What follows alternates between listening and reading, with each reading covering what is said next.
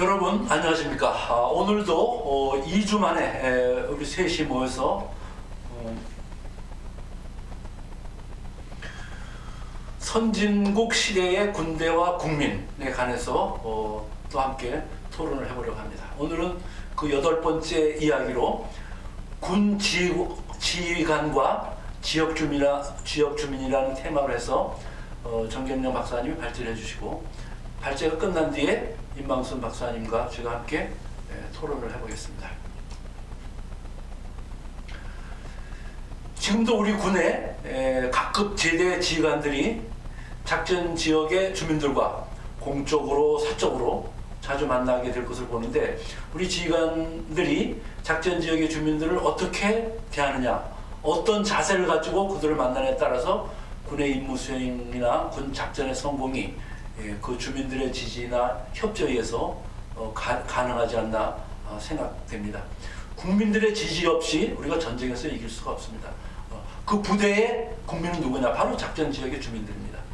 선진국의 군대일수록 군인들과 주민들 사이에 관계가 아주 돈독한 것을 발견하게 됩니다. 미국의 경우에 미국에서 많은 부대들을 방문해 보면 부대와 주민들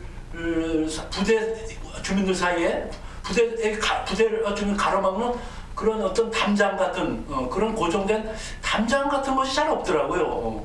물론 우리 경우에는 전쟁이 완전히 끝난 상태도 아니고 또 수시로 적의 침투가 있었기 때문에 상황이 좀 다르다고 봅니다만, 저는 뭐 개인적으로 육군사관학교 같은 그런 학교 부대인 경우에는 꼭 필요한 곳만 담장을 이렇게 치고 전체적으로는 국민들에게 개방하는 것이 어떻겠는가, 그런 생각을 한 적이 있습니다.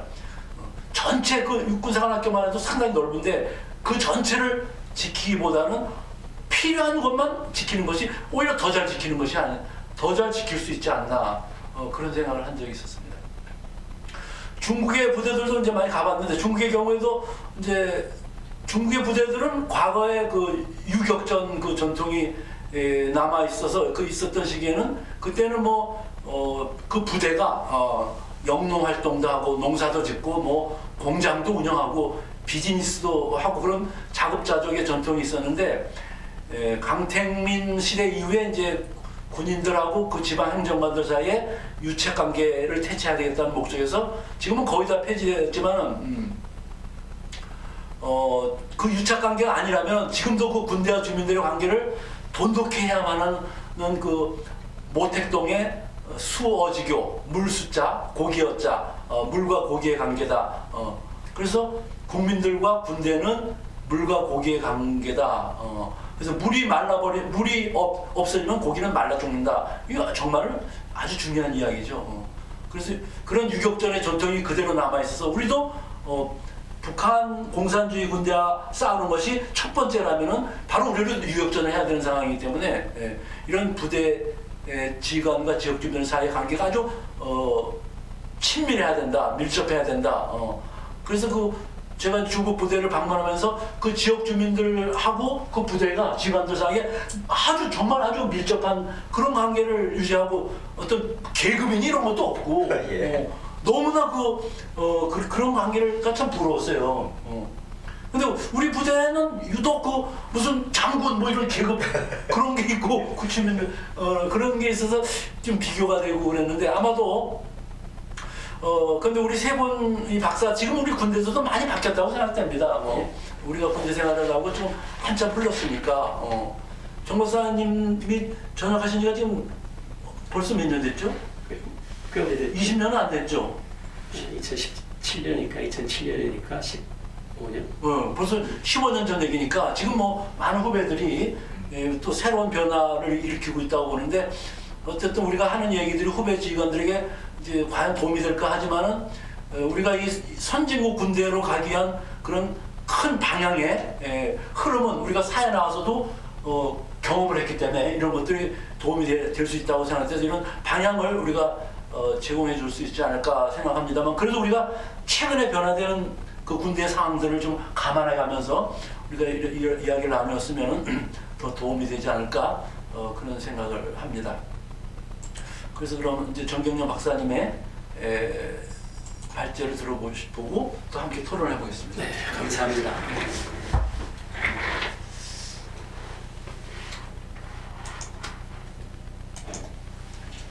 저는 오늘 그 군 지휘관과 지역 주민에 대해서 몇 말씀 드리겠습니다. 이 지역 주민과의 만남 우리 발제를 하기 전에 모두 말씀에서 소장님께서 얘기했듯이 뗄 수 없는 관계죠. 진짜. 그 지역 주민과의 만남들이 어떤 형태들의 만남들이 있는가를 먼저 말씀을 드리고, 실질적으로 이제 향토방위 국지도발 작전을 할 때는 지역 주민과 일심동체에 의해서 작전하지 않으면 성공할 수가 없다는 차원에서 대단히 중요하다고 봅니다. 좀 멀리에 있는 그 예비군들을 동원해가지고 또 우리가 또 훈련을 하게 되는데 이것도 상당히 놓쳐서는 안 될 중요한 임무라고 봅니다. 그러면서도 시도 때도 없이 들이닥치는 재해재난들이 많은데 우리가 외면할 수가 없다고 보는 거죠. 국민의 생명과 재산을 보호해준다는 차원에서 이런 재해재난에 어떻게 우리가 임할 것인가 하는 그 사례를 중심으로 한번 말씀을 드리고, 또 의외로 지역 주민들과 이 나라 사랑을 하는 여러 가지 그 활동들을 할 수 있다고 봤습니다. 멀리 있는 친구들이었습니다만은 국제사회와 협력을 통해서 이 나라 안보를 잘 다진다는 의미도 있기 때문에 외국군 친구들과 어떤 일들이 있었는가도 좀 말씀을 드리고자 합니다. 결국은 이 군이 국토 방위를 한다는 기본 임무 이외에도 창군지에 지금까지 오늘이까지도 이 국가 발전에 직간접적으로 영향을 미쳐왔죠. 그런 것들을 좀 하나하나 살펴보면서 참 귀한 역할들을 하고 있다는 것을 좀 말씀을 드리고자 합니다.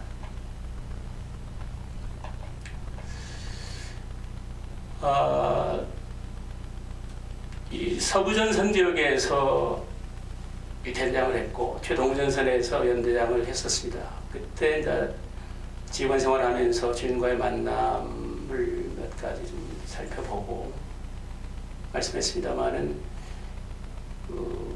향토방위를 위해서 민관군 협업체제 구축이 대단히 중요하다는 인식을 갖고 있었죠. 의외로 이 지휘관하는 기간이 그렇게 길지는 않았습니다만 대장 때는 30개월, 연대장 때는 18개월 이렇게 했는데 의외로 꽤 많은 이 재해재난이 저희들 덮쳤었습니다. 이때 어떻게 임했는지를 좀 실질적인 사례를 중심으로 말씀을 드리겠다는 것이죠.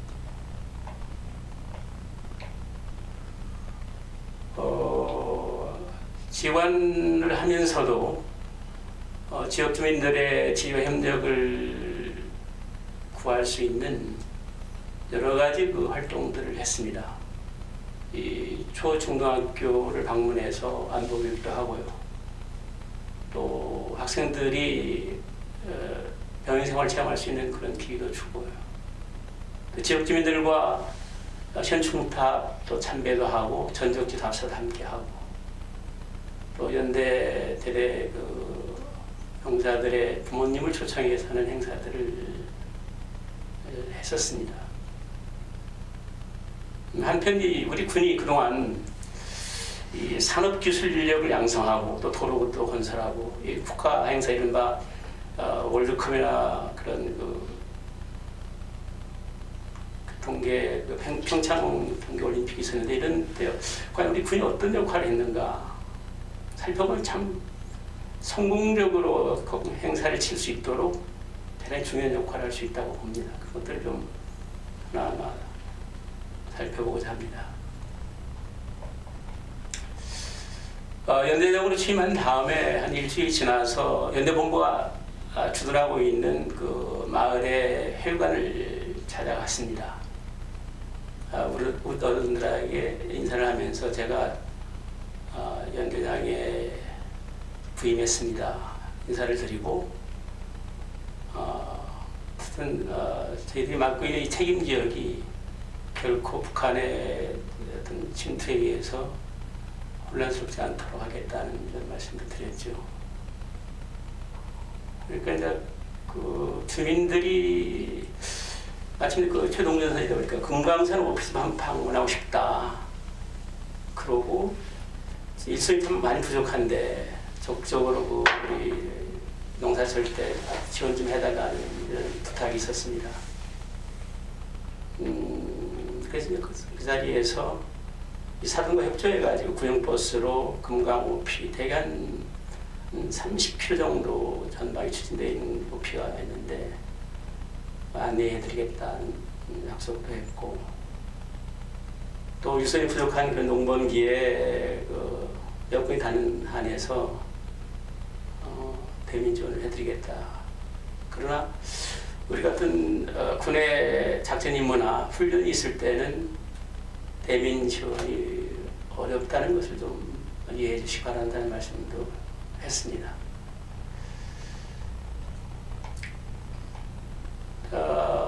그런 주민들 부탁도 있었습니다만 오래전부터 우리가 그 대민 지원을 많이 해왔죠. 또 약속했던 금강산 오피도 방문을 하고 했는데 연말이 되니까 지역 주민들이 떡국 과일 준비해가지고 이문차 오셨더라고요. 참 고맙게 생각을 했고 또 그 자리에서 방학 기간 동안에 중고등학교 학생들이 저희 부대 병 체험 훈련을 할 수 있도록 하면 어떻겠냐는 말씀을 드렸습니다. 그랬더니 학부모들하고 또 학생들하고 좀 얘기를 나눠가지고 그 결과를 알려주겠다고 합니다. 또 명절 때 이제 고향을 떠난 자제들이 부모님을 찾아오는데 한번 우리 연대 장병들하고 연병에서 축구 시합을 하면 어떻겠냐는 또 제안을 했습니다. 참 좋겠다. 마침 그 운동장도 제대로 없는데 그런 기회가 있으면 서로 친선을 소모한다는 의미에서 꽤 중요하겠다는 말씀을 하시더라고요. 그러면서 저희들이 이제 이 환경 보존을 위한 국토 대청결의 행사를 하는데 되게 마지막 주 수요일 날 전투 재건할 때는 전 병력들이 기본 임무를 수행하는 요원들만 제외하고는 산으로 해안가로 나가서 환경보호 캠페인을 벌입니다. 이때 주민들 좀 함께 나오시면 어떻겠냐 하는 부탁을 했었죠.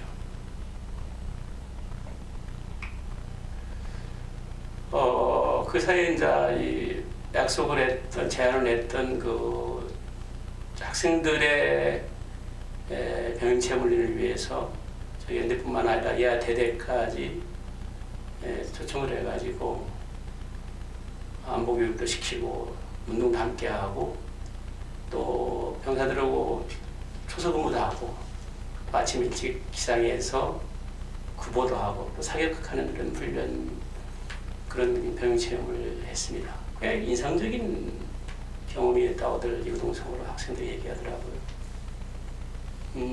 추석에 대해서 이제 노인정을 방문해서 어르신들께 그 과일과 술 한잔 따라드리면서 말씀을 했죠. 그랬더니 무척 반갑게 맞아주시면서 앞으로 저희들이 어떻게 임문받은 것이 미안타. 연말이 되면은 꼭 입문하겠다. 그래서 참 이 나라를 지키는데 너무 수고가 많다는 말씀을 하시더라고요. 그랬을 때 마침 그 지역이 그 전방과 솔직선과 이 해안을 끼고 있는 지역이다 보니까 지금도 여러 차례 뚫린 경우가 많지 않았습니까? 상당히 우리가 그 해안과 철식선을 지키는데 많은 작전 임무 수행을 하고 있다. 추워도 이런 일이 없도록 똑바로 나라를 지키겠다는 말씀을 드렸죠. 만약에 저기 침투해 온다면은 그 누구보다도 그 현지 지역 주민들이 거수 행동 이상하게 하는 놈들을 신고할 수가 있기 때문에 그러면 그 바로 우리가 잡을 수가 있다. 뭐 이런 얘기를 했습니다. 네, 대장 때입니다만은 그 광탄 지역에서 대신 작전 지역에 분구장 역할을 하고 있었는데 마침 신고가 들어왔어요. 저 땅굴 침투하는 어떤 뭐 소리가 들린다. 그래서 이제 저 기동타격대와 함께 현장을 가서 보니까 상당한 정도로 좀 불안하더라고요. 그러니까 이제 그 상급부대 보고를 해가지고 즉각적으로 정비를 탐색을 했습니다만 그 이후에 바로 이제 복귀를 해가지고 그 예비군 중대장들, 면장, 지서장, 이장들을 오시도록 해가지고 어떤 북지도발 대침투 작전 회의라고 할까요? 이런 걸 했습니다. 그러면서 이 지역이 그 예전에도 많이 그 대침 게릴라들이 그 무장공비들이 출현했던 지역이다 보니까 안심할 수가 없다. 그래서 그런 사태에 대비하기 위해서 한번 우리 훈련도 한번 해보자. 뭐 이런 등의 얘기를 하니까 예비군 중대장이 한 말이 이 예비군 병력들을 투입을 해가지고 동세선을 점령하다 보니까 우리 향토 방위에는 좀 취약하다는 얘기도 있고요. 또 지소장은 사역에 불안하다. 이 대공관계 임무에 공권력을 집중하다 보니까 오히려 치안이 소홀한 면이 있다는 얘기도 합니다. 그리고 이장의 제언은 어떤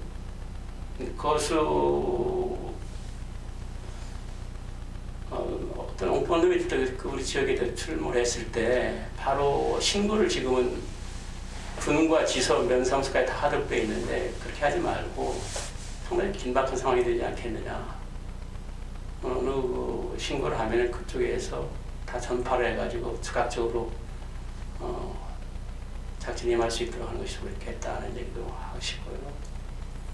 훈련장이 아닌 지역인 농지 지역까지도 그 전차나 포가 막 짓밟고 있는데 이것은 아니지 않느냐는 얘기도 하면서 또 이 정신무장으로 필요하다고 본다. 마을 지도자들이 이런 투철 방공의식이 없는 것 같은데 교육도 시켜달라 이런 주문을 했습니다. 또 바람이 불 때 사격해가지고 어떤 산불이 많이 발생하는데 이때는 사격을 좀 안 해줬으면 좋겠다. 산불이 나온다면 즉각적으로 진화할 수 있도록 병력을 투입해달라 이런 주문들도 있었고요.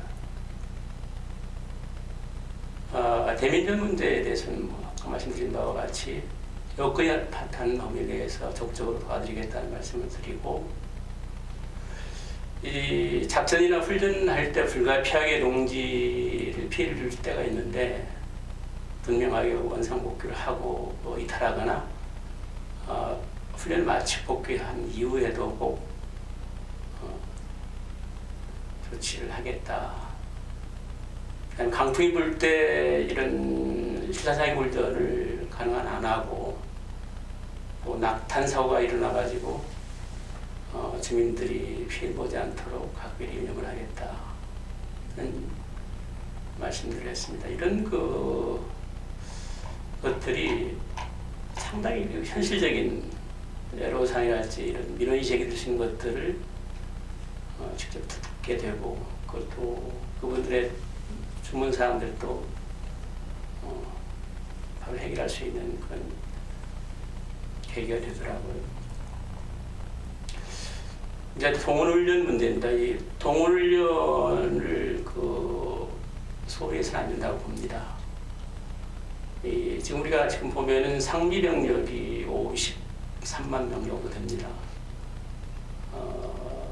유사시에 전쟁이 나면은 한 185만 정도의 그 동원령이 합달되면은 전방에 예비군들이 동원해서 같이 함께 싸우게 되는데요.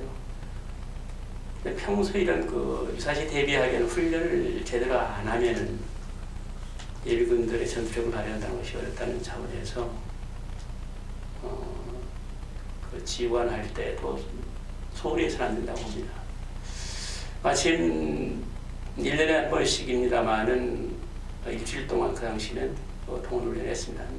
한 50여 명이 왔던 것으로 기억이 돼요. 그 꽤 많은 인원입니다. 장교, 부사관, 뭐 병들까지 이렇게 있었는데 동원이 선포되면 바로 이 요원들이 저희 부대에 와서 각자 임무를 수행하는 것이죠. 그래서 이제 온 요원들한테 정신 교육도 하고 실제 사육도 하고 주특기 숙달 훈련도 하고 전술련도 함께 우리 병력들과 함께 했죠. 그다음에 안보 현장 교육도 하고 또 뭐 침식을 같이 하면서 일주일 짧은 기간입니다만은 병영 생활을 합니다. 이런 전쟁 준비를 게을리한다는 면이 보인다면은 왜 그것이 침략의 빌미를 보이지 않겠나 하는 생각이 들어요. 그래서 그 군은 막 움직여야 된다고 봅니다.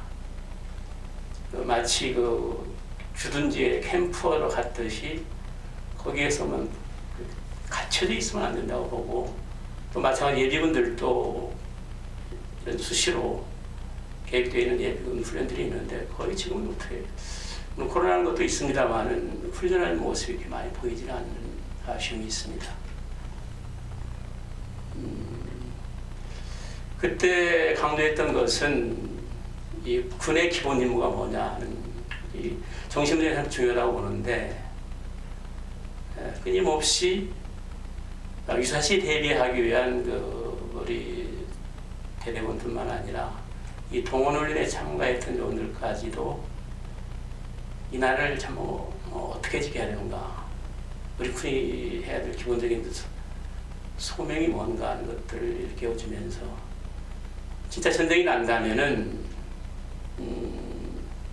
조기에 받아쳐가지고 공세 이전에서 DMZ 돌파해가지고 통일을 해야만 된다는 이런 필승의 전투 의지와 그것을 뒷받침하는 그런 강인한 전투력을 함양할 수 있도록 했습니다. 그런 과정에서 이제 예비군들과 이제 간담회를 했습니다. 그 예비군들이 이제 전방 지역에 와서 전시에 대비하기 위해서 동훈련을 하는데 한 예비군 요원이 이 주어진 역할과 기능을 하려면 직접 들어가서 자기가 무슨 일을 해야 될 것인가를 전쟁이 났다고 상정해 놓고 한번 해봐야 되지 않느냐. 그냥 부대 안에서만 하는 것이 아니라 실제 전쟁이 나면 진치배를 해가지고 할 텐데 그런데도 한번 해봐야 되지 않느냐. 그때 부대 영내 주둔지에서만 있었던 것이 있었고 일부 부대만 하나 일개 포대만 진치변을 해가지고 훈련을 다 하지는 않았었습니다. 그때. 그래서 형식적인 것이 아니라 실질적으로 전시 임무 수행을 할 수 있도록 직접 작전 명령을 하달해가지고 그런 훈련들도 겪어봐야 유사시에 즉각적으로 임무 수행이 가능하다고 봤고, 또 동원예비군에 참여하는 요원들하고 이 기관장병들 간에 아주 이상한 걸 느꼈다. 마치 손님을 맞이하는 그런 이상한 모습인데, 기관장병들은 손님이 아니지 않느냐, 같이 싸우는 전우가 될 텐데 그렇게 생각할 필요도 없고, 동원예비군도 이런 여건이 불비하다고 해서 불평이나 투정할 필요도 없는 것이고, 이 서스럼 없이 훈련에 임해야 되지 않냐는 얘기도 있었고, 또 대장이 너무 그 강압적으로 이 부대질을 하는 것들이 있다 하면서 좀 더 원동적으로 부대질을 하면서 임무수행하는 것도 괜찮지 않냐는 얘기도 했습니다. 그걸 하나하나 메모를 하면서 얘기를 했죠. 취임한 지 1개월이 지난 상태에서 이 동원회의에 있었는데 대대원들이 자발적으로 참여할 수 있도록 좀 솔선수범하면서 지휘를 해나가겠다. 일단 그 사회복귀를 하시지만은 언제든지 그 사태가 벌어지면은 오늘 훈련을 하면서 느꼈듯이 그런 마음을 그 계속 가지면서 하시는 분야에서 최고의 전문가가 될 수 있도록 열심히 그 사회활동을 해주십사는 주문을 했습니다. 두 번째 얘기 드리고자 하는 것은 이제 시도 때도 없이 들이닥치는 그 각종의 그 재난의 문제에 대해서 어떻게 우리 군이 대처해야 될 것인가 하는 것들 사례를 중심으로 해서 말씀드리고자 합니다. 지금 이런 국가적인 차원에서 어떤 재해재난이 닥쳤을 때 상당히 시스테매틱하게 그 체계적으로 잘 되어 있습니다.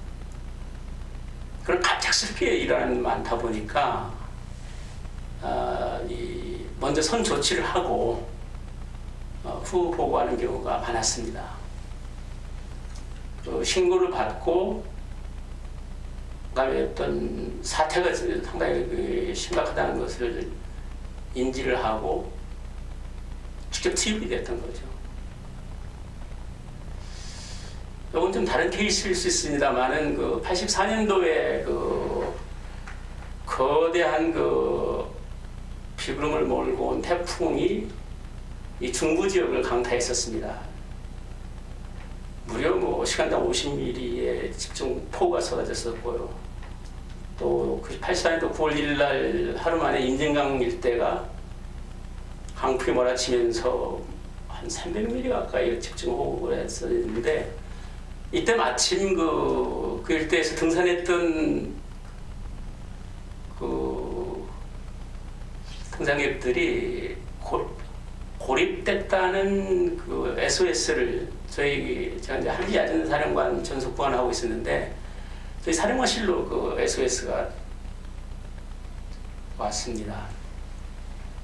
근데 강풍이 뭐 한 초속 한 30m 이상 했던 것 같아요. 뭐 엄청나게 뭐 있었는데 참모나 뭐 조종사까지도 가다가 추락됩니다. 무슨 말씀입니까? 지금 그 저희들이 해야 될 임무는 사령관님이 안전해 하셔야 되는데 도저히 그 현장에 갈 수가 없습니다. 하니까 딱 부딪히면서 가자 말이야. 지금 고립돼가지고 중대사지 않은 상황인데 왜 당연히 가야 된다 하면서 매니저리 하미 야전사령관이 마침 이분이 베트남 전쟁에 참전하고 오셨던 분인데 상당히 참 용맹무쌍하시더라고요. 그래서 브레이브워크 지휘 조종사한테 빨리 시동 걸어. 뜨는 순간부터 뭐 이게 막 요동치기 시작해가지고 한 30여 분 현장에까지 갔는데 뭐 오바이트하고 뭐 진짜 미군 전속보관도 안 타고 너는 당연히 저는 당연히 가야 됩니다. 같이 수행을 했던 건데 가서 뭐 상상할 수 없는 상황입니다. 이렇게 해가지고 딱 보니까 뭐 한 20명이 그에서 막 하면서 이 헬기가 오니까 환호하면서 뭐 막 소리를 지르는 것을 이제 확인을 하고 평택에 있는 캠프 험프리 이제 시누크 헬기대가 있었는데 거기에 이제 딱 지시를 해가지고 시누크는 아시듯이 육중합니다. 아주 중량감이 있기 때문에 뭐 강풍에도 거의 끄떡하지 않고 막 오더라고요. 야, 참 그래가지고 그 안전하게 한 20여 명을 구조한 사례가 있었습니다. 뭐 대서특필돼서 그때 참 무척 고맙다고 지역 주민들도 왔고 뭐 와서 잔치가 벌어졌었는데 고맙다고 해서 얘기하고자 하는 것은 어떤 위기 상황 하에서 국민의 군대로서 그런 그 생명을 구해줘야 된다는 것은 명확하다고 봅니다. 근데 마침 그때 피해가 많아가지고 북한에서 이 적십자 간에 소통을 해가지고 쌀 5만 석하고 시멘트 100톤 이 구호물자가 이게 지금 어디 지역이냐면은 저희가 이제 백악산 백악오피 아시나요? 비싼 데 있었으니까 백악오피 거기 정상에서 이렇게 쭉 보고 있는 모습입니다. 지금 이게 지금 그 북한에서 내려온 트럭에 쌀을 실은 거예요. 나중에 인민군이 보이죠. 그 지역 주민들도 가고 우리 그 군요원들도 있었는데 참 이례적입니다. 이런 경우는 거의 없었는데. 근데 그 이후에 받아들인 것도 참. 네, 받아들인 것도. 사실 그때 형식적으로 받아들였나? 그때 형식적이었어. 그런데 이것이 어떻게 훈풍을 달고 그 다음에 적시자 회담을 해가지고 이산 가지고 처음으로 이제 하는 그런 아주 특이한 사건이 있었는데 이때 이제 혹시 이놈들이 엉뚱한 짓 할 수도 있잖아요. 게릴라 침투해가지고 올 수도 있는 거니까. 그래서 저희들은 이제 이 작전직을 맡고 있는 우리 사령관님이 딱 기동 타이프를 들어놓고 무슨 일이 있으면 바로 즉각 투입할 수 있도록 그 일사단장하고 같이 이렇게 기획이 생생합니다. 이 1990년도 대장 시절입니다. 이때는 참 끔찍했던 사건인데 보십시오. 1925년도 이후에 가장 큰 한강 유역의 집중호우로 이 행주대교 일대 제방이 무너졌어요. 그래서 이렇게 사망자가 나오고 그때가 03시입니다. 9월 10일 03시가 되니까 군단에서 발령이 났습니다. 비상 발령이 내려지고 전방 지휘부들 제외하고는 전 군단이 출동이 됐어요. 그래서 저희 이제 대대도 지금 밤중입니다. 그래서 새벽 저희들이 기억이 생생한데 제 병력들 모아서 하니까 한 4시 반쯤 03시 40분 정도 40분 정도 됐던 것 같아요. 이때 이렇게 편성을 했습니다. 한 250여 명하고 트럭하고 앰뷸런스하고 공병부대에서 저희들한테 이런 지원을 바로 오더라고요. 이렇게 와서 그 일산 지역으로 투입이 돼가지고 침수하고 비닐하우스 그 다음에 주민들 대피시키고 뭐 오물 수거하고 또 다친 사람들도 있기 때문에 의료진료 하고 차량 정비하고 가축이 아수라장이었었어요. 근데 그날뿐만 아니라 한 열흘 정도 계속했었습니다. 참 이렇게 끔찍하구나 그 홍수가. 그렇게 해가지고 한 열흘 정도 되니까 깔끔하다고 볼 수는 없지만 여전히 할 일이 많이 많지만은 우리 이제 기본 임무가 있기 때문에 병력도 일부만 빼놓고 다 이제 복귀를 했습니다만은 참 특이한 경험이었었어요. 그 지역 주민들이 얼마만큼 고맙겠는가 아니면 엉엉 울더라고요. 하여튼 할아버지가 거의 막 그냥 뭐라고 할까요? 그 정도 불편하신 분들을 우리 위생병하고 군의관이 해서 또 군단 그 벽지병원이 있거든요. 그쪽으로 안내를 하고 뭐 등등 참 많은 사연들이 있었는데 특히 그 폐사 소들이 이제 나와요. 하다 보니까 살아있는 것도 있고요. 이런들 일단 그쪽에서 여기서 아주 끔찍해요. 근데 참 아주 특이한 경험이지만 대단히 중요한 경험이라고 봤습니다. 그때 세부구 작전을 하면서 경험이 이 사전에 준비 안 한 상태가 뒤죽박게 됐었어요. 통신도 제대로 안 되고 또 행정기관들하고도 뭐 협조도 안 되고 막 이리 뜨고 저리 뜨고 하면서 또 그렇게 되다 보니까 우리 애들이 가다가 우리 앞으로 사고도 나고 막 이건 뭐 참 기자들도 오고 오는데 뭐 신경 쓸 겨를도 없고 애들은 뭐 하루도 아니고 막 10일 동안 하니까 지친 상태이지만 안 할 수도 없고 또 의료 방역반들도 그것도 체계적으로 움직여야 되는데 손이 부족하니까 막 주민들이 막 벌떼처럼 와가지고 하다는 일손이 없으니까 야 이런 준비들은 사전에 하지 않으면 안 되겠다는 것을 절실히 느꼈죠. 이 산불 사건입니다.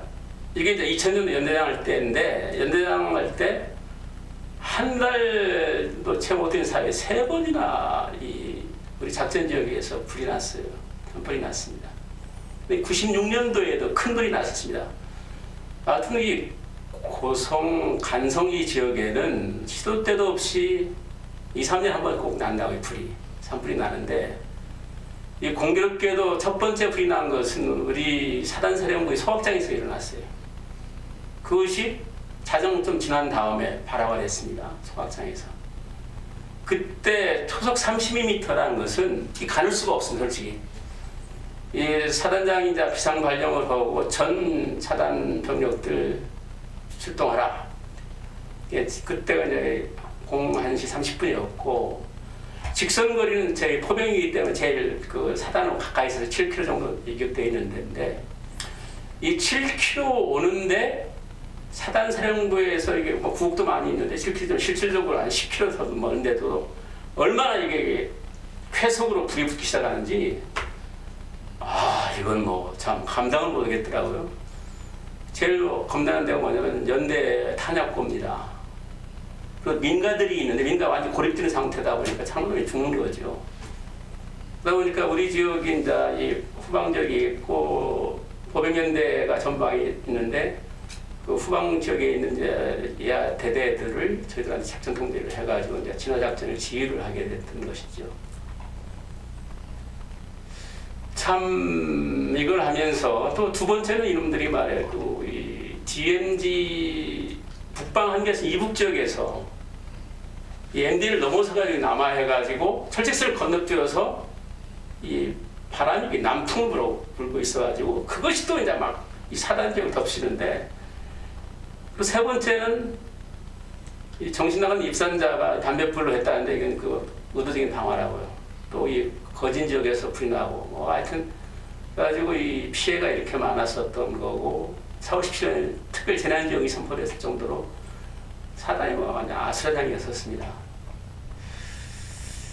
자 이제 이때 이제 느꼈던 것인데 산불 작전할 때 이 계곡 사이로 들어갈 수밖에 없는 건데 이게 바람을 타고 막 팍팍하기 때문에 근데 96년도에 일단 큰 불이 났었는데 그 차단망을 하기 위해서 한 50m 간격으로 통로를 개척하고 일단 다 거기다 또 놓고 근데 50m 건너뛰면서 이게 불이 붙기 시작하는데 이 50m에 있는 이 사이사이 쌓여 있는 것들을 걷어내지 않으면은 이건 뭐 겁나는 거죠. 그래서 이제 병력을 계곡 속에 투입 안 할 수가 없는 상황이었습니다. 근데 기본 상식인데 처음은 뭐 방독면을 가지고는 갔습니다. 근데 방독면 안 차고 들어갔어요. 그랬더니 막 숨을 왜냐면 이게 산소를 다 빨아들인 거예요. 계곡 속에 있다 보니까 애들 다 죽이겠더라고요.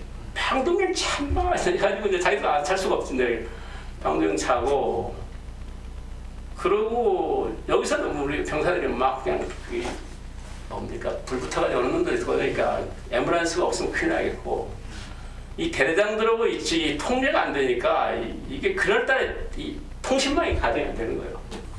사투를 하면서 진화 작전을 하고 또 탄약고 차단벽 설치하고 특히 이제 민가 문제예요. 민가 문제 소리할 수가 있는데 야야 큰일 나다 야. 우리가 어디 있는 거 다 아니까 우리 작전 섹터만 보더라도 한 10대 가구가 이렇게 고립돼서 있는데 빨리 해가지고 현장에 가서 그분들 먼저 구출하고 그 지역에 불이 안 타도록 또 차단벽 설치하고 근데 문제는 뭐냐면은 한 10시간 이상은 했는데 다 이제 불이 꺼졌겠지 생각으로 다 철수시켰다고요. 왜냐면 그걸 또 불이 난 거예요. 잔불이. 그래가지고 이제 여기서 교훈이 뭐냐면은 끝까지 소수 병력이라도 이 곳곳에 서로 망볼 수 있는 정도로 잔류병을 잔류시켜가지고 잔부를 제거시켜야 되겠다는 교훈을 받았어요. 지금 저 진화 작전 뭐 이렇게 작전 이름을 붙였는데 네. 매뉴얼이 우리 부대에 매뉴얼이 있나요? 진화 그때 작전 매뉴얼이 있나요?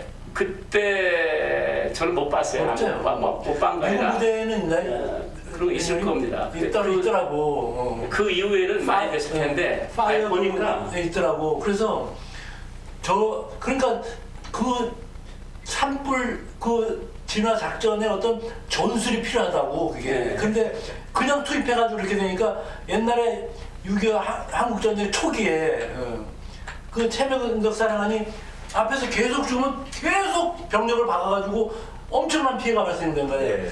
전술이 없었던 거지. 이것도 마찬가지. 예. 첫 번째 우리 하고 나서 그 경험을 살려가지고 두 번째 세 번째는 훨씬 잘. 그거 만들었어요, 네. 전술을? 아니, 매뉴얼? 매뉴얼이 안 만들었어요? 매뉴얼이 있었는데 오케이. 보질 않았어 지금. 오케이. 그러다 보니까 감각이 없었던 거예요. 이렇게 갑자기 이제 연대장 나가서 하다 보니까 뭐 정신없더라고요. 한번 닥치니까 뭐. 폭설입니다. 이것도 참 겁나 이건 진짜. 정월달이었는데 100cm 1m가 오는데 이건 뭐 이 대설주의보 이제 사전에 사장이 그런 얘기하는데 이 지역은 눈이 많이 온다. 눈이 올 때는 대설주의보를 분명히 사전에 발령을 하게 되는데 똑바로 하란 말이야. 뭐 이런 예령을 내렸었다고요. 이 대설주의보 내리자마자 저도 이제 우리 이제 포병이니까 화력 임무에 일제 이상이 없도록 하기 위해서 24시간 이 포상하고 막사하고 포상 진입로 하고 또 통신망 같은 경우는 일체 이게 자체적으로 이게 이제 전혀 임무 수행이 안 되기 때문에 끊임없이 이렇게 대설 작전을 해야 된다고요. 뿐만 아니라 그 지역 주민들이 고립됐을 때는 이건 뭐 진짜 잘못하면 죽게 되기 때문에 이 대피해서 수송도 해야 되고 이 도로망 개척도 하고 이게 엄청나게 힘든 작업입니다.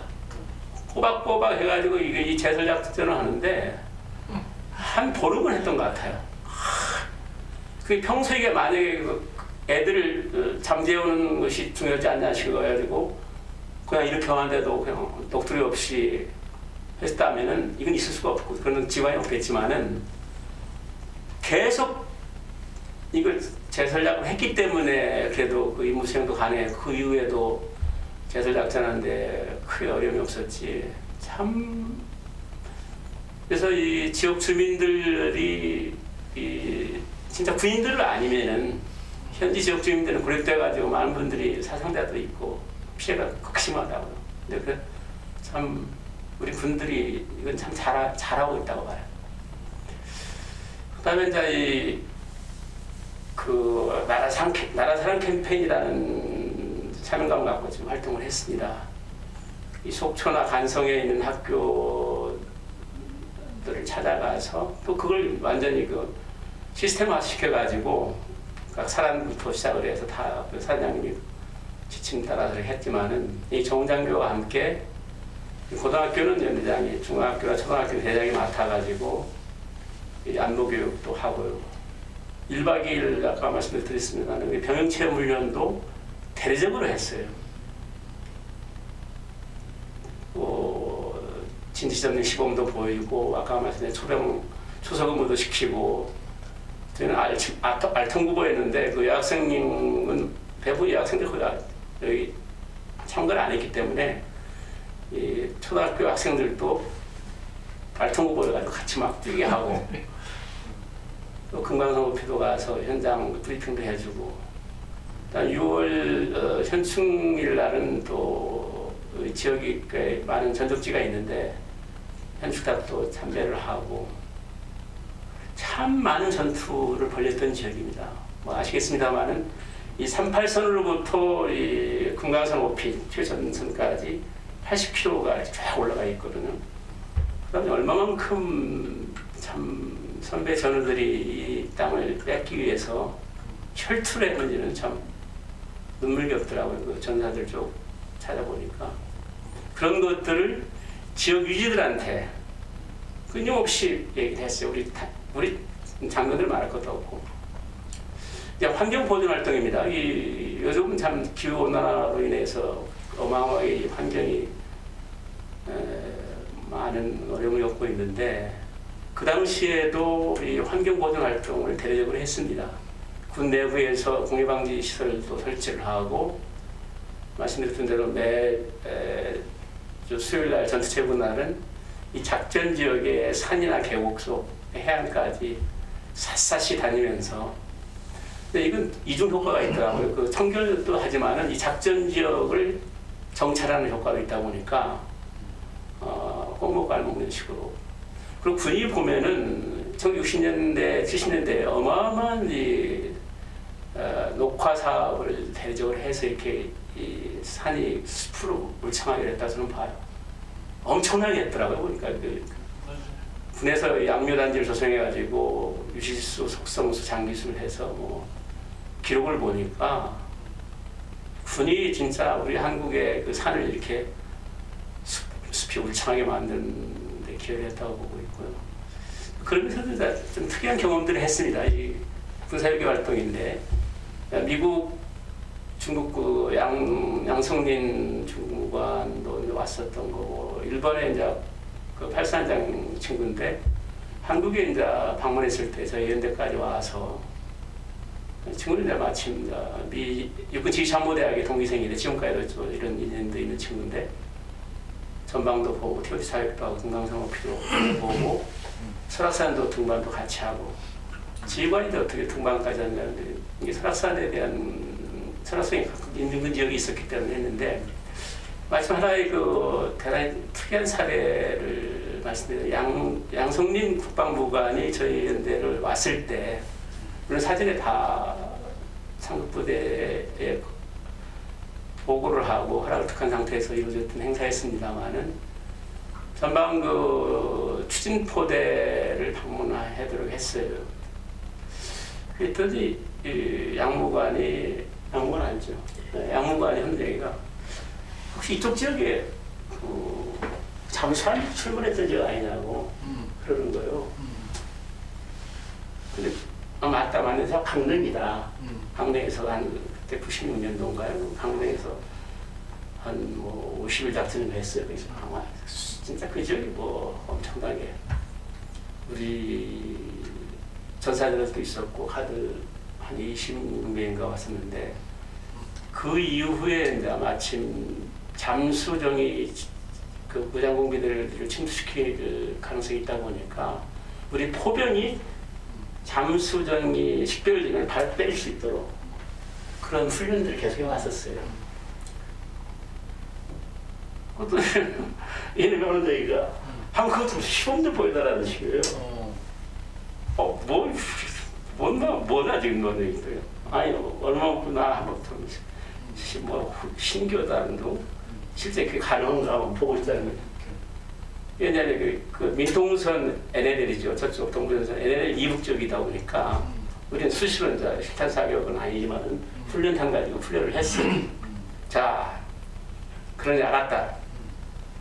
그 훈련을 때 이제 한국부대 사장한테 하고 이런 주문이 있어서 하겠습니다. 허락. 그래가지고 이제 딱 연대장이 그 무전기 키를 잡고 사무실 들어가서 이제 자 저쪽 그 무인도에 잠수정 출항. 그러고 나서 한 1분 한 30초 만에 그 1분 30초 만에 한 10초 간격 안에 54발이 다 들어왔어요. 무인도로. 거기 막 연기가 나고 하는 거 보고 이놈들이 난 몰랐어. 그 시간이 얼마 걸리다는 거. 이게 초식에 이미 눌렀더라고. 양성린이가 눌러가지고 경화근처 서는 거예요. 이미. 그래가지고 그 양성린이가 내가 분명히 내가 할 일이 있다. 그게 보고를 해가지고 북한 인민들이 의심들지 말라고 의심들지 말라고 그 하는 거예요. 그래가지고 이제 그런 일이 있었는데 그 후에 연행 마치고 이제 서울에 근무를 할 때인데 이놈이 나한테 항의를 하는 거예요. 영성이가 교보문고에 가니까 당시 생이 나왔던데 거기 내 얘기 있더라 이 새끼야. 너 내 얘기 있더라. 너 내 사전 동의 없이 너 왜 그러냐 지금. 그래서 이제 한참 이제 여기가 이제 자기 얘기를 했었느냐? 네, 여기 있다니 이렇게. 있거든요. 이렇게. 그리고 그 대신 이 책을 20권을 샀대 자기가. 사가지고 보란 듯이 했다는 식으로 아주 특이한 경험인데요. 그런데 이제 미참대 지난번에 잠깐 말씀드렸던 것 같은데 마침 하와이 미 태평양사령부에 초청을 받아가지고 이렇게 쭉 미군 태평양 지역에 있는 미군 부대를 견학이라고 할까 둘러볼 수 있는 기회가 있었는데 일본 요코스카의 7함대 모 기지를 방문해서 사령관과 이렇게 식사를 한 적이 있었습니다. 그때 얘기를 했어요. 혹시 아까 뭐 똑같은 얘기인데 이 한반도에 방문한 적이 있나 한반 많이 갔다. 뭐 훈련 때 많이 간다. 유사시가 되면은 다 아는 거니까 해군 구성군 사령부의 사령관이 자기예요. 연합사령관에 예하 구성군이 있지 않습니까? 예, 한반도 전구 지역에 들어오는 순간 우리 해군 병력들이 포함해서 미 해군 전력과 같이 해군 연합 구성군 사령부가 결성이 되는데 자기 사령관이기 때문에 당연히 자기는 작전지를 많이 갔다. 동해안도 가봤냐? 가봤다. 동해안에 동해인가요? 예. 함대 사령부가 있잖아요. 예. 거기도 갔다고 하시더라고요. 그러냐고 그러시냐고. 그럼 잘하시겠구나. 그랬죠. 이 동해안이 왜 이렇게 38선과 비교해서 이 서부 지역은 38 개성 지역 이쪽 내려와 있는 데 비해서 이 동부 지역은 이렇게 올라가는 이유를 아시나? 그랬더니 잘 모르겠는데 이렇게 짜증하시더라고. 그때 7함대가 동해상으로 진출해가지고 해안포하고 뭡니까 네이블 건파이라고 하죠. 함포하고 함대기가 있잖아요. 그래 그때 엄청나게 지원을 받아가지고 쫙 우리가 올라갈 수가 있었다. 통신망이 잘 돼 있으니까. 네, 바로. 근데 지금 그 훈련을 하고 있느냐 그런 작계상이 있느냐? 그거 없다고 하더라고요. 그러나 마치 내가 연대장 나갔냐 그쪽 지역에. 그래서 그거 한번 부활시켰으면 어떻겠냐.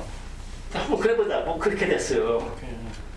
그랬더니 을지훈련 때 자기가 이제 대기 7함대 사령관은 해작사에 가기도 하지만은 7공군이 있는 오산에서 많이 있습니다. 오히려 왜냐하면 이 중심적 작전의 중요한 자산이다 보니까 협조된 작전도 필요하고 해서 탱고에서도 하지만은 CP 탱고에서도 하지만 그쪽에서 먼저 한다고 또 어떻든 자기 연락단을 사전에 연대를 한번 가봐라. 그래서 우리가 왔어요. 와가지고 훈련 을지연서 거기 사전에 이제 전개가 되니까 먼저 보고 잘 파악하면 작전이 가능한지를 그래가지고 일군에서 셀을 하나 운영을 해가지고 실제 전시가 됐을 때 지원이 가능한지를 테스트를 하면서 시뮬레이션 게임 같은 거 같이 했다고요. 그러나 그것이 가능한데도 직접 통신도 소통도 해보고 그러고 나서 이제 그것을 인지했던지 연합사령관이 우리 작전지역 연대오피가 가장 높은 데가 있는데 그쪽에 오셔가지고 그걸 어떻게 했는지 한번 브리핑을 해달라고 하더라고요. 브리핑을 했더니 그거 전시 하자. 작게 반영 했어요? 네, 했어요. 그런데 이런 것들을 하면서 연합자산을 운영할 수 있는 했을 때 우리가 그렇게 피해 안 들이고도 작전 목표를 달성할 수 있지 않나 하는 생각을 하게 된 거죠. 한포 지원, 한국전쟁 당시에 한포 지원이 엄청난 역할을 했는데 그에 대한 전사가 우리가 없더라고. 우리나라에. 그래서 하여튼 그런 것들이 그것도 이제 지금 정 박사님이 이야기를 해서 지금 반영했다는 거 아니에요 지금? 그전에는 그게 작게 반영이 안 돼 있더라고요. 그런데 있으니까 그게 한국 전쟁 당시 상당히 중요한 역할을 했었는데. 예. 그래서 그 당시에 이제 연대니까 연대는 어떻게 보면 제일 하위 세대 아닙니까?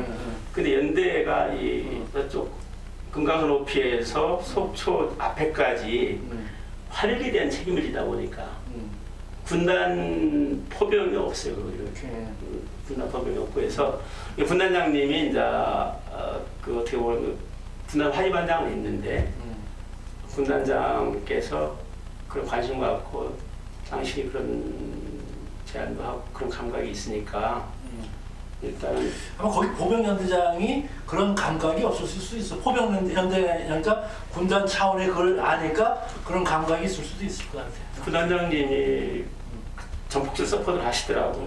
그 군단 파지만 같이 데려가서 저쪽에 일본에 가서 훈련 같이 하라. 일단 영어에 대한 문제랄지 연합작전에 대한 것들이 조금 아쉬움이 있을 수가 있으니까 당시 함께 아주 중요한 역할을 하시는 그것이 그런 교본이 있고 또 영어가 되고 그러니까 그게 가능했다고 봤는데 근데 그것이 실제 한국 해전사에 미국에는 그게 다 있는데 우리나라에는 그 동해에서 반포 지원에 의해서 그 지상작전에 도움 준 이런 전서 사례들이 없더라고. 그래서 그러니 그때서야 그걸 반영했더니 작게 반영을 했더니 참 그렇구만. 근데 부모 초청 행사인데 그 대장과 연대장을 때 같이 다 하셨습니다. 뭐 같은 맥락에서 이 나라를 똑바로 지키고 있는지 또 군에 가 있는 놈이 혹시 얻어맞거나 그 좀 제대로 군대 생활을 하는지를 한번 부모님을 모셔가지고 보여드릴 필요가 있다고 봐서 그 기동 훈련하는 것도 보고 화포 경합도 하고 태권도 시범도 보여드리고 저는 도서실을 좀 만들었어요.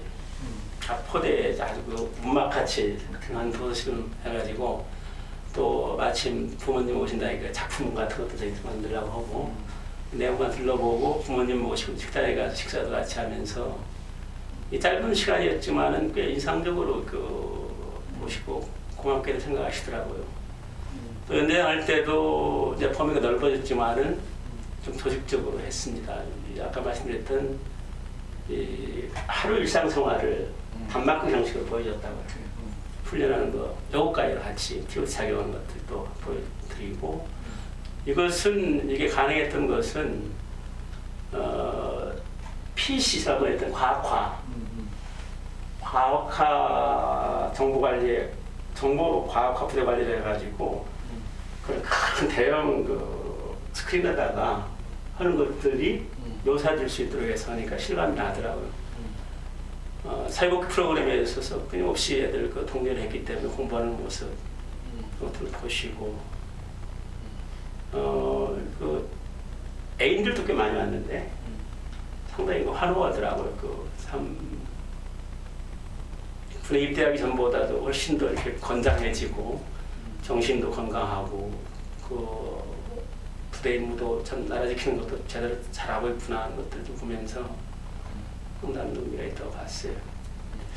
이것은 그 제가 직접 경험했던 일부는 있지만 대부분 국가 차원의 군 차원에서 했던 것들인데 이 기술 인력 확보를 위해서 우리도 필요했던 것이지만은 또 이 도로 건설도 하고 또 주요한 국가의 그 올림픽이나 월드컵이나 이런 행사에 경비 지원을 하는 등의 엄청난 일을 했더라고요. 보세요.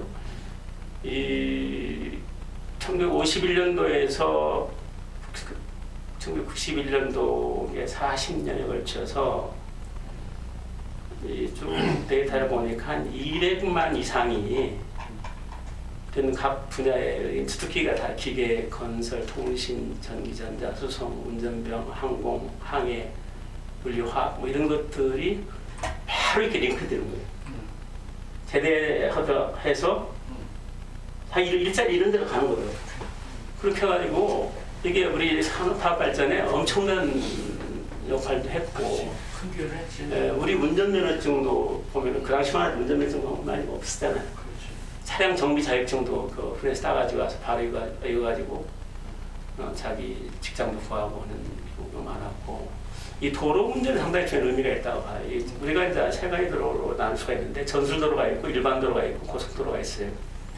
근데 한결같이 우리 군이 이 전술도로는 당연히 우리가 기동로 개척을 위해서 필요하기 때문에 했지만은 그에 대한 후광 효과로 많이 교보지가 있지 않습니까? 그들이 걸어서 나가야 된다고. 근데 뭐 교통이 없으니까 우리 트럭 타고 교보지 주민들 교통도 해결해 주기도 하고, 또 일반 도로 같은 경우는 보니까요, 여기 뭐 곳곳에 다 많이 이렇게 참여를 했는데, 제가 이제 육군단에 있을 때 이루어졌던 거지만은 의정부에서 포천까지 이 도로 공사를 넓히고 이측선으로 했던 것들도 우리 군단 공병이 투입해서 했다고요. 이것 같은 경우는 보세요. 설악산에서 한계령까지 이게 무려 5년 이상 걸렸던 이 공사인데, 이 터널 뚫고 들어가는 거예요. 얼마나 험전합니까, 그 도로. 이렇게 해서 곳곳에 우리 인프라를 구축을 해가지고 우리 전국적으로 통일되도록 했을 뿐만 아니라, 특히 고속도로는 참 놀라운 거예요. 우리가 군에서 했던 역할들이. 물론 이제 현대건설이 많이 투입을 했지만은 어려운 공사 도맡아서 우리 공동대가 투입됐다고요.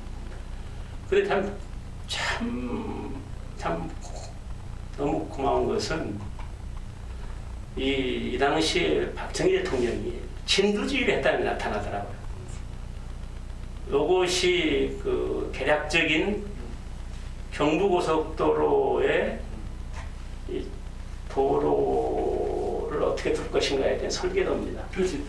박정희 당신이 그린 거 아니야? 네, 그리고 거기에 대한 지침을 하다는 거예요. 그렇지. 근데 왜냐하면 이게 분에 많이 또 투입되다 보니까 이게 할 때 대단히 작전적인 측면을 고려하는 거예요. 야, 이게 관통해야 되는데 가능하다면은 작전 소요가 많다 보니까 경비 작업을 하면은 이렇게 좀 삐뚤어지더라도 터널을 가능한 불가피한 경우만 터널 뚫고 잘 겸하게 해서 이렇게 내가 지금 5번인가를 정설하시더라고요. 그렇게 해서 나온 지침이 있고, 그래서 그 5개 주요 도시가 바로 연결될 수 있도록 그걸 통과한다. 그리고 그 산업단지 있는 쪽도 바로 연결이 가능하도록 전체 그 뭐라고 합니까? 큰 줄기 그걸 뚫는다. 그래가지고 심지어 이 공정까지 다 자기 지시를 한다고요. 참 이대한 분이지 뭐. 진짜 이대한 분이야. 실천을 한 사람이야. 애국을 네, 실천하는 사람 참, 같아요. 이 모습이 딱 단적으로 우리한테 메시지를 주는 것인데, 우리 박정희 대통령께서 이런 국가 발전을 위해서 헌신하지 않았다면 그 두가 참 이 고속도로가 뚫히면서 반대했잖아요. 당시 김대중 포함해서. 그렇지. 이거 뚫히면서 진짜 우리가 산업화되는데 결정적인 계기가 됐던 것이고, 오늘의 한국이 되는 어떤 이런 고속도로를 포함한 여러 가지 많았지만은, 그런 뿐만 아니라 보니까 청평댐이나 소양강댐, 심지어 남산타워, 전부 군에서 디자인하고 설계해서 세운 겁니다. 그렇지. 우리 그 육사 토목과 교수들 선배들께서 다 설계했어요. 근데 그 국가 행사 지원인데 올림픽 이게 진짜 획기적인 거죠. 서울 올림픽이 대한민국의 깡충 국제사회에서 위력을 발휘했던 이벤트가 됐다고 저는 보는데, 왜냐하면은 이 모스크바 올림픽이나 LA 올림픽은 일부 공산진영, 민주진영 국가들만 참가했던데 서울 올림픽 다 왔다고요. 대대적으로 했을 뿐만 아니라 최고로 멋있게 올림픽 행사를 안전하게 성공적으로 치렀던데, 거기에는 뭐 엄청난 우리 군 병력이 투입돼 가지고 안전하게 성공적으로 치를 수 있도록 결정적인 기여를 했죠. 그렇지. 월드컵도 마찬가지입니다. 월드컵도 보면 여각 경기를 포함해서 기동 타격대. 왜냐하면 특히 이런 경우도 이 상황 하에서도 북한이 월드컵 앞에 올림픽을 방해하기 위해서 엄청난 동반짓을 했다고요. 칼비도 폭발시키고. 그다음에 충분히 그런 가능성이 있다 보니까 안전하게 올림픽을 칠 수 있도록 하는 이 군의 역할 숨어서 있었지만 참 엄청나게 했다는 생각이 들고요. 동계올림픽도 마찬가지였고요. 이 보니까 이 당시에 그 군사령관을 했던 박종진 대장 얘기를 쭉 들어보니까 이야, 눈물이 겨운 참 노력들을 했더라고요. 그래서 그렇게 그 화려한 평창 동계올림픽을 칠 수가 있었던 건데, 여기 보면은 그 동계올림픽 진행관 경비작전 하지요. 경비 진행에 지원할 수 있도록 인력과 장비 지원도 해주죠.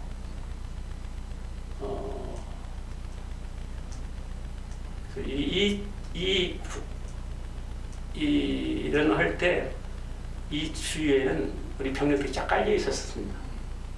안전하게 할 수 있도록.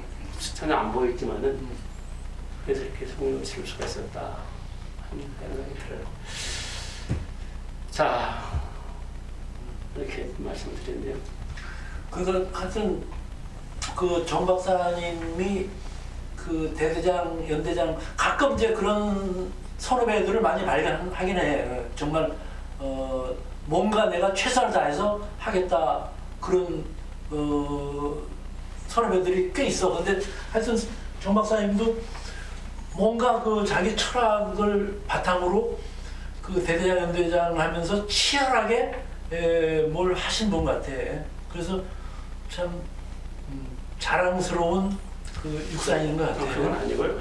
이게 이제 문제는 뭐냐면 이 재재난 구호 작전이라고 할까, 이것이 우리 군의 기본 임무인가 하는 문제예요. 당연하지. 네? 기본 임무는 아니라고요. 나라 지키는 것이 우선이지. 만약에 근데 그 나라 지키는 일이 있다면 그런 나라 지키는 수요가 발생한다면 먼저 그 일부터 해야 되지. 예. 그렇지 않을 때는 그 재재난 구호 활동이 국민들에게 피해를 입고 희생을 당하는 건데 군대가 가만히 있을 수 없는 거죠. 저는 그런 인식이 있어야 된다고 보는데 나중에 이제 개념 정리가 됐지만은 초기에는 저기 개념 정리가 안 돼 있지만은 지금은 저게 다 개념 정리가 돼 있죠. 세월호 아드덴도워 해가지고 다 개념 정리가 돼 있지. 세월호 사건 때도 우리가 즉각 건의했는데 누구에 의해서 그 제동이 걸렸는지 모르겠는데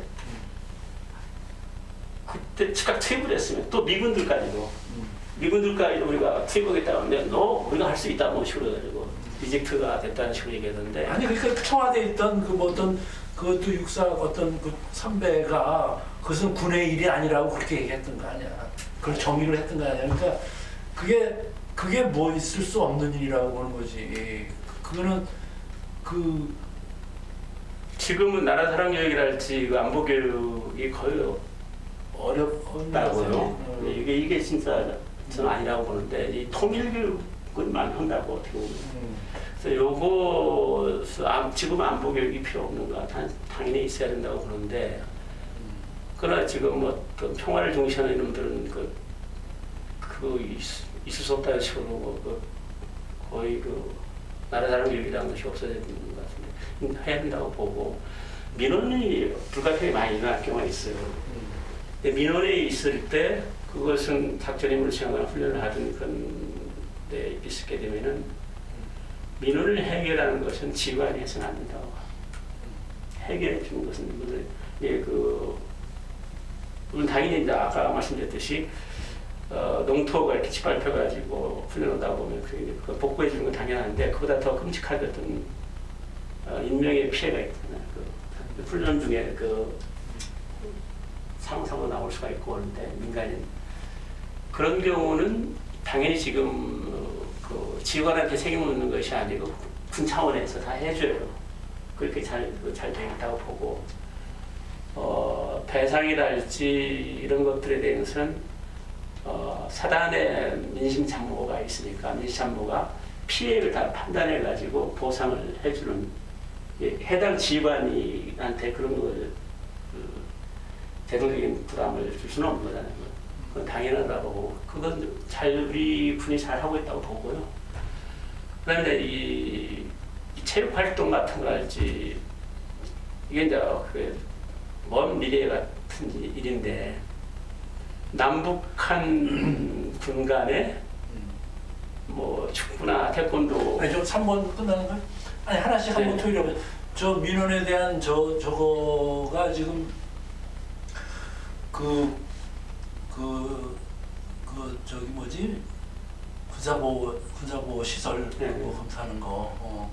지금 저거를 내가 여러 번 경험을 하다 보니까 저거를 선진 군대로 가면서 저게 정리가 돼야 되는데 왜냐면은 그 부대 지휘관이 바뀔 때마다 개념이 틀려지는다.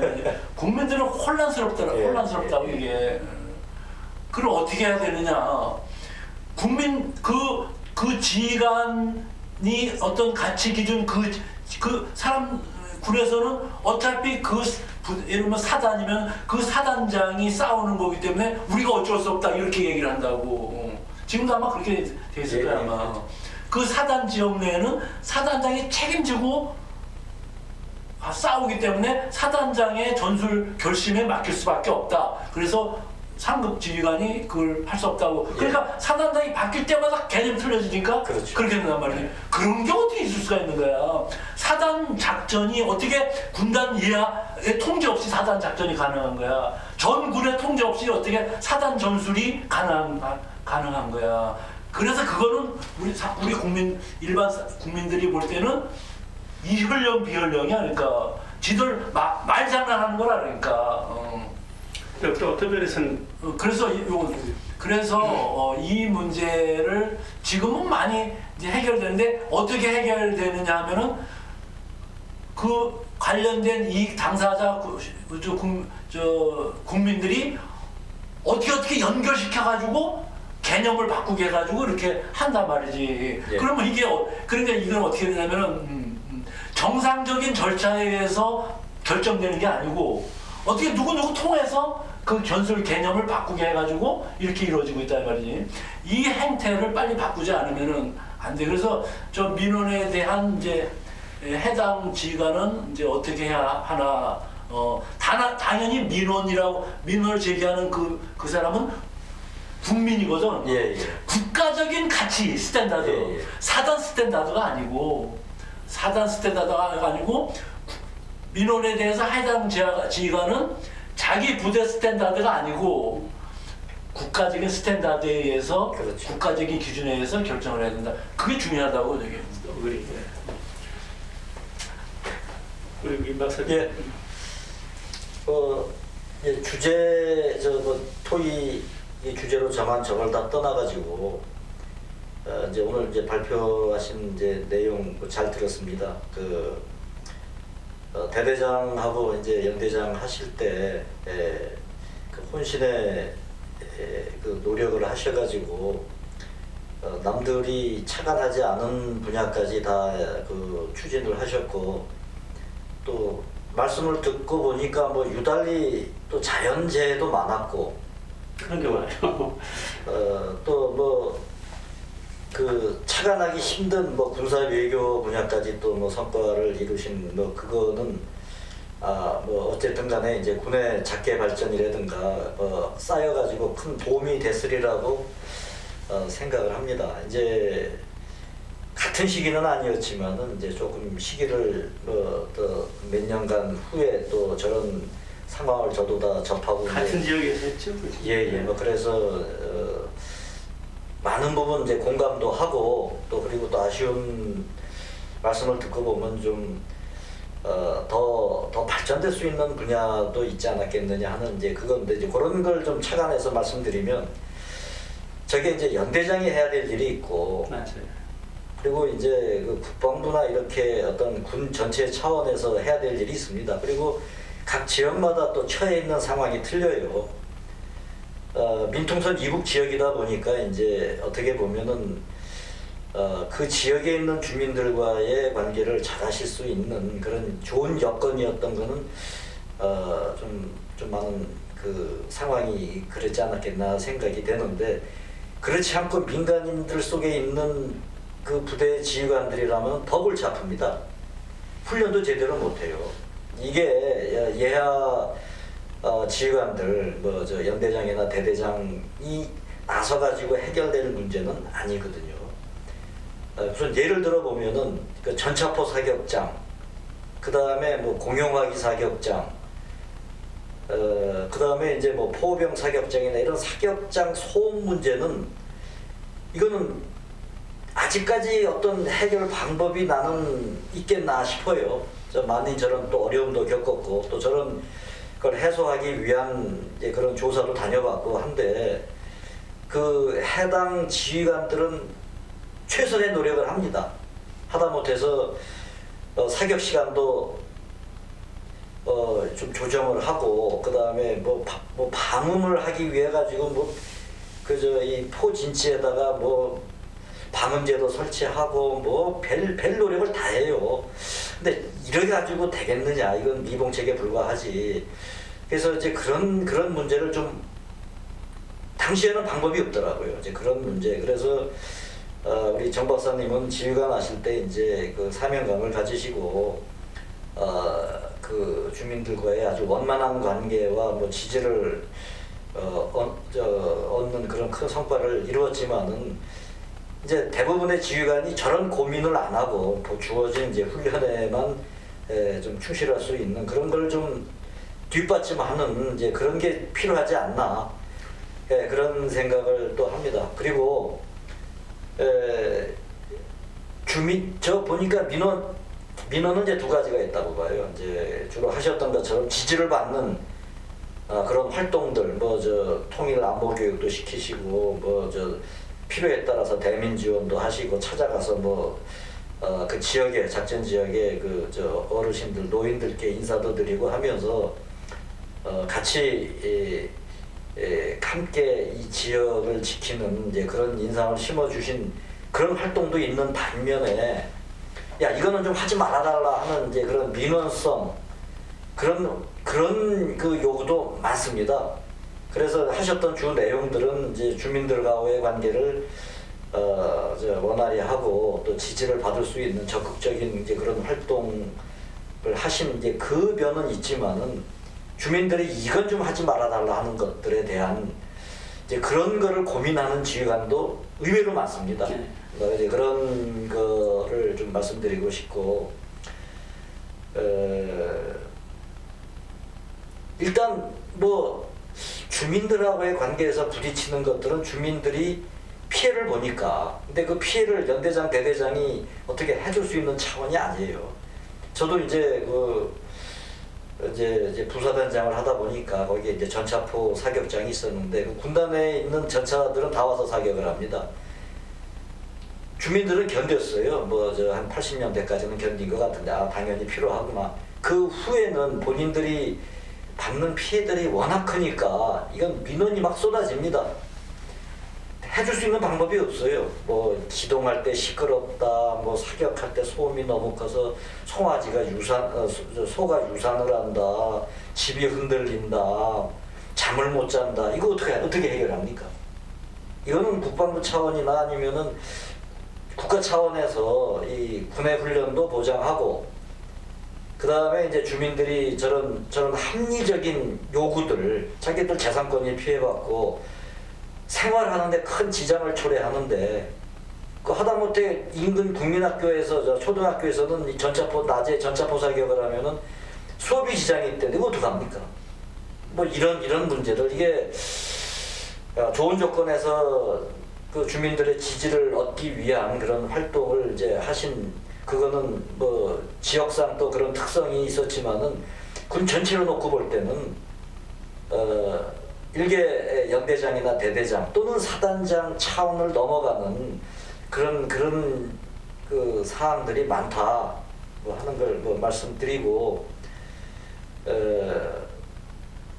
연대장과 대대장으로서의 할 수 있는 그 최선의 노력을 충분히 하셨는데 이것도 나름대로 높게 평가를 받아야 되지만은 그 차원을 떠나서 장관이나 또는 합참의장 또는 뭐 대통령까지 지금 뭐 성 문제도 문제지만은 이 근본적으로 주민들의 불편함 또는 생활의 그 생존에 뭐 생존까지는 아니겠지만은 자기 재산의 피해 뭐 이런 거를 어떻게 해결하는지 뭐 공군 비행장 문제 해서 지금 많은 노력은 하고 있는 걸로 알고 있습니다. 또 지금 제기되는 그런 또 문제도 심각한 것도 지금 글쎄 있는지 없는지 모르겠지만은 근본적으로 어떻게 해결책이 제시되지 않으면은 똑같은 문제가 계속 이제 반복되는 이제 그런 악순환이 되지 않을까 하는 이제 그런 생각이 듭니다. 예, 나름대로 하신 거에 대해서는 아주 높게 평가를 받으셔야 되지만은 근본적인 문제 해결은 또 남아있는 문제가 아닌가 뭐 그런 생각이 듭니다. 예, 이상입니다. 지금 이제 이 문제가 해결될 수 있는 문제인가, 해결될 수 없는 문제인가? 그렇죠. 누구라도 이건 해결될 수 없는 문제인가? 예. 그 점에 관해서 한번 이제 예. 왜냐면 나도 이런 고민을 많이 했기 아유, 때문에 예. 이거는 그 어차피 님비 현상, 님비가 뭐 약자죠? Not in my yard인가요? not in my, 그러니까 안보는 필요한데 안보에 필요한 비용은 나는 모르겠다. 그런 거죠. 네. 그거 이 문제를 어떻게 해결하느냐. 나는 이거는 해결 방법이 있다고 보는 거예요. 예. 뭐냐? 예. 해결 방법이 뭐냐? 국민들에 대한 정성이야. 국민들이 피해를 보는 거를 정확히 이해해 줄 수 있어야 된다는 얘기란 말이지. 그런데 이해해 주고 나서 그런데 지금 우리 군이 해줄 수 있는 게 이렇게밖에 안 된다. 국민들이 어떻게 이야기를 해? 예. 그렇게 안 되니까 국민들이 이야기하는 거라 이 말이지. 국민들이 말하는 내가 소가 임신을 못하는 건 어쩌란 말이야. 그게 아니고 그걸 알아달라는 거거든. 그러면 소를 임신시키지 못하도록 그걸 우리가 어떻게 우리도 훈련을 해야 되니까 총소리를 내지 않을 수 없습니다. 우리가 뭘 도와드릴까요? 벼라도 벼주겠습니다. 뭔데 이렇게 하면은 국민들은 납득을 한다 이 말이지. 우리에게 문제는 그거를 그거에 피해를 줘서 그거를 보상해주지 않아서 그 민원이 발생되고 그러는 게 아니고 우리 군이 마음으로 그걸 알고 어떻게든지 최선을 다해서 도와준다 하는 것이 정답이라 이 말이지. 그리고 이제는 우리가 살 만큼 살기 때문에 이제 선진국 시대에 들어서서는 철저하게 금전적으로 보상을 해야 돼. 예. 이제는 여기다 세금을 들여가지고 그 돈이 어디로 가? 농민들한테 가고 다 소 키우는 사람들 가는 거 아니야. 그러면은 그 예산을 쪼개가지고 그 예산을 계산해서 소음에 대한 피해를 비용으로 계산해가지고 줘야만 되는 거죠, 이 말이지. 국가가 할 일이에요. 국가가 할 일이지. 그거 줘야 되지. 그러면 국가가 할 일은 누가 할 일이야? 장관이 할 일이지. 또 뭐 이 군사 안보 정책을 결정하는 사람들이 할 일이지. 그러니까 그거를 이제는 그 자기 임무를 똑바로 지금 연대장들이 가가지고 자기 역할을 똑바로 하듯이. 국방장관도 또 누가 있나 하여튼 국방정책실장이든 정책실장도 이거를 똑바로 해라 이거지. 예. 똑바로 하는데 아까 제가 말씀드린 것처럼 정답이 있다. 첫째는 진정성이다. 예. 그걸 충분히 알아야 된다. 둘째는 이제 우리가 필요한 만큼 말이 아니라 이제 금전적으로 보상을 해야 된다. 그게 모택동이 그거 아니야. 저새 싸우는데 농작물을 지나가지 않을 수가 없지. 그 농작물을 피해를 줬으니 걷다가 그 채권을 써놓고 갔다는 거 아니야. 채권이라는 뭐라 그래 그때. 약속. 예. 이거 써가지고 지금은 당장 이 피해를 보상할 수 없으니 우리가 다 이제 혁명 끝나고 나서 오면은 얼마에 보상을 해주겠다고 갔다는 거예요. 그러면 실제로 그게 보상이 되는 관계를 떠나서 농민들 생각한다는 거 아니야. 그 누가 장기석을 따르겠어? 모택동을 따르겠어? 그래서 이것은 누가 봐도 정답이 없다. 그게 아니고 정답은 있다. 뭐냐? 국민들에 대한 진정성이다. 그 진정성이고 현실적으로 이제는 우리가 그거를 금전적으로 할 때가 됐다. 중요한 얘기. 참 그런 지휘관의 그렇지. 위민. 자기가 국민의 생명 재산을 지키기 위해서 와 있다. 아까 그 정 박사님이 그 성스러운 이 땅을 지키겠다. 그런 점에서 내가 정 박사님을 높이 사는 거야. 그런 마음이 있다면은 왜 답이 안 나와? 그런 마음이 없으니까 답이 안 나와. 진정성으로 대하는데 통하지 않을 수가 없어. 저기 3번이 아까 말씀하신 게 이제 그 작전성 검토 문제인데 오케이. 그 이제 개념에 따라 작전 개념에 따라 저게 사실 그 적용이 다 또 틀려가지고 또 저게 또 이권도 들어가 있고 그러니까 저 이권에 잘못 또 개입했다가 그 본인도 불명예스럽고 또 이 그 해당되는 그 주민들한테도 신뢰도 있고 하는 저런 사례가 과거에는 사실 많았습니다. 심의위원회를 거쳐가지고 뭐 결정된다고 하지만 그 지휘관의 의도에 반하는 어떠한 결정도 날 수가 없는 그런 우리 군의 현실을 놓고 봤을 때는 그 지휘관이 다 이제 결정한다라고 보는데, 근데 저 문제가 이제 최근에는 사실 이제 원체 시행착오도 겪었고, 그 다음에 이제 또 강하게 이게 규정을 적용하고 또 문제가 생기면 처벌하고 뭐 이런 과정을 반복하다 보니까 이제 많이 사실 좋아진 것 같습니다. 근데 개선된 것 같죠. 이게 이제 어떤 기준을 어떻게 적용하는지는 좀 떠난 지가 오래돼서 잘 모르겠는데, 작전성 검토에 대해서는 이제 조금 이제 그 전보다는 많이 나아지지 않았나. 그러니까 저 전술 검토, 저 작전성 검토. 작전성 검토. 예. 작전성 검토도 그 사단장마다 기준이 틀린다. 예. 그럴 경우에는 당연히 군단장이 결정을 해야지. 군단장마다 또 기준이 틀린다. 당연히 상급부대에서 합참이 됐던 거기서 결정을 해줘야지. 사단장마다 저 전술이 틀리다. 그러면은 어떻게 해? 근데 지금까지는 어떤 자세였냐면 합참에서도 국방부 합참 차원에서도 혹은 군사령관 차원에서도 그거는 사단장의 고유 권한이기 때문에. 그런데 사단장마다 틀린 게 무슨 그게 고유 권한이야. 국민들로서는 그게 우리는 이제 군생활을 하는 사람 이해를 할 수 있지. 어차피 그 사단장이 작전을 하기 때문에 책임을 지고 하기 때문에 사단장의 권한이 부여되겠다. 그건 우리 군에서 그 사단장의 권한이지. 그러면 국민들의 재산권은 없는 거야? 아니라고. 예. 그렇기 때문에 이것은 만약에 그 군단장 간에도 전술적인 차이가 있다 그러면 그걸 방치하는 것이 아니고 상급부대 군사령부에서 그 기준을 정해줘야 되는 거고, 그래야 된다고. 그게 마땅한 거라고 보는 거예요. 예. 방치했다고 보는 거예요. 마지막 두 가지 그 토의 안건이라고 할까요?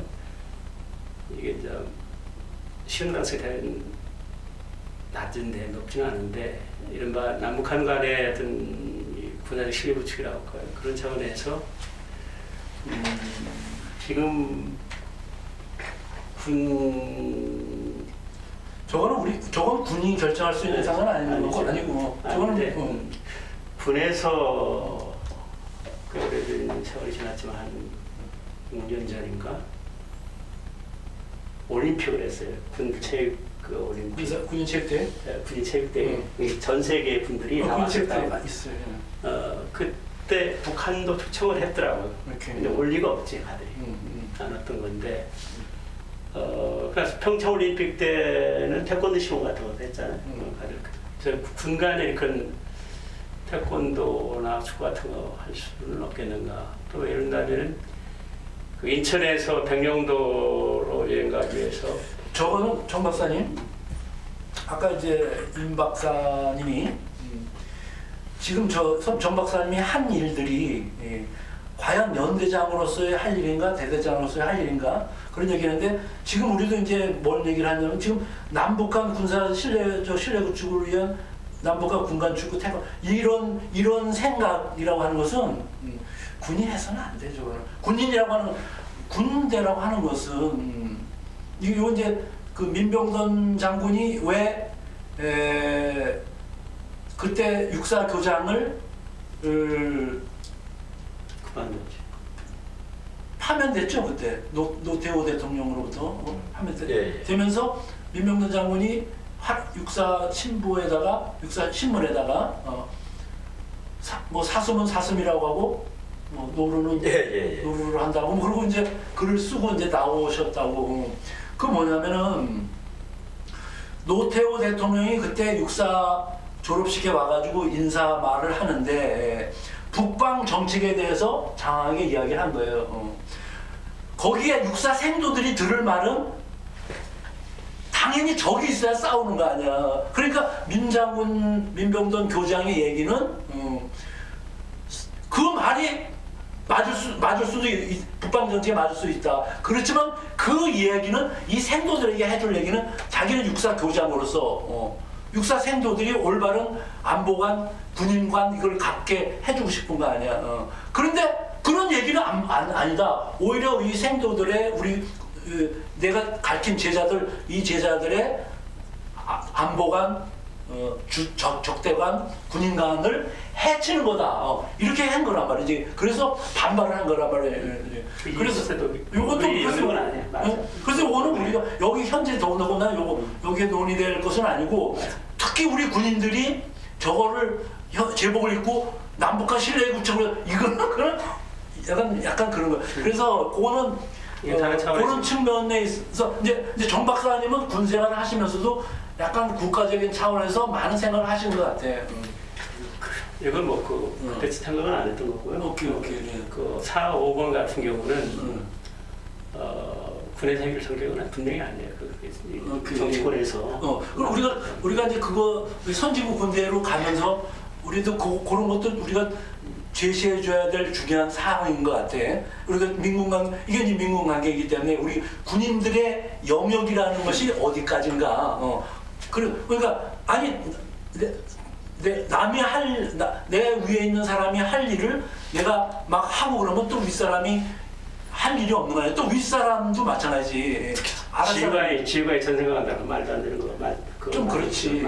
그래서 일단 그 논의로 하는 것은 맞고요. 그래서 일단 결론적으로 이제 이 군인이라는 것은 특히 지휘관이라는 것은 프라이머리 임무가 뭐 나라 지키는 경계 작전이랄지 그 훈련이랄지 이런 것들이 핵심적인 역할인데 그러면서 아까 얘기했듯이 그 전쟁이라는 것은 군만 싸우는 것이 아니다 보니까 만약에 그 주민들이 군사작전을 하는데 적대 행위를 하는 가능성도 충분히 있다 이거예요. 그래서 그 사람들이 우리 편에 서서 예를 들자면 뭐 여러 가지 지지를 받지 않은 상태에서 전쟁은 대단히 어렵다. 그런 측면에서 또라이 같은 짓을 해가지고 민심을 흉흉하게 하거나 그런 행동들은 진짜 안 해야 된다. 그렇지. 그리고 특히 그 작전 지역이 대부분 오지다 보니까 상당히 일손도 부족하고 그런 것은 여러 개 다닌다면은 우리가 지원해 주는 것도 필요하다. 특히 시도 때도 없이 들이닥치는 이런 그 재전환에 있을 때 지금 기본 임무를 하면서도 충분히 그 위기에 있는 그 주민들을 외면할 수가 없지 않느냐. 그것은 상당한 정도로 그 순발력을 가지고 대처했을 때 오히려 더 국민들로부터 참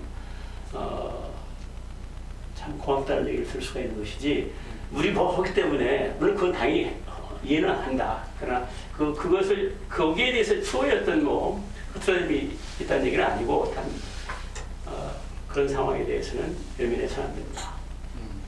그렇게 됐을 때 이 국민과 함께하는 군으로서 국민의 사랑과 지지를 받고 우리의 나라 지키는 소명을 다할 수 있지 않겠냐 하는 거죠. 그런 거지. 우리 뭐 오늘 좋은 토론을 한 것 같아요. 이런 문제가 사실 혼란스러울 수도 있고 뭔가 개념이 명확하지가 않을 수가 있고 그런데 어쨌든 우리 이야기들이 도움이 됐으면 하고 그래서 이 정도로 뭐 끝까지 또 봐준 사람 고맙습니다. 이 정도로 마치겠습니다.